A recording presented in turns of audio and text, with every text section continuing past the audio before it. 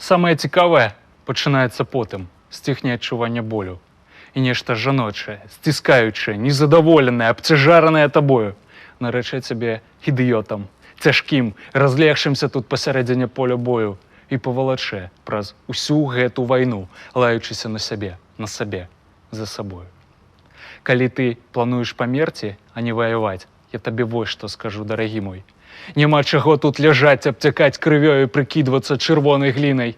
Вось мой першы мужчына называў мяне сваёю адзінай да таго, як таксама кінуў, а пасля сышоў ад мяне ў нікуды, але не за смерцю, за іншай блядзінай. Другому свайму я нараджаць пабаялася, так пакрыўдзіў мяне той першы. Але быў ён харошы, інтэлігентны, друкаваў у раёнцы вершы. Ён казаў, што хоча са мною жаніцца, чаго я смяюся, не смешна ж. Яго прагнала сама небараку. Яго адшукалі праз тыдзень павешаным. Страшна было. Вось пасля гэтага я, карацей, ледзьве не звар'яцела.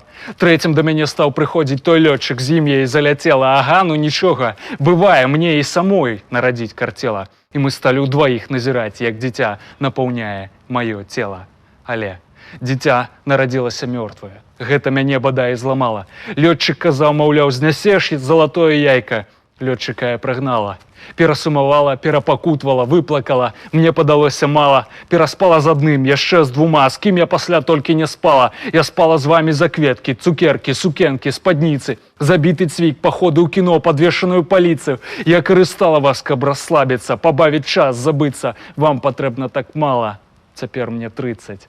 Я цягну цябе, ідыёта, ў брудны ваенны шпіталь, у сімфонію болю, дзе вы паміраеце так, нібыта перамагаць не патрэбна болей. Я гляджу, ты ўмееш выслухаць. І паколькі ў шпіталі бракуе коек, я пакладу цябе спаць і загойваць рану побач з сабою. Павер мне на слова, найцікавейшае нас чакае наперадзе. Нават калі дзеля гэтага нам давядзецца памерці.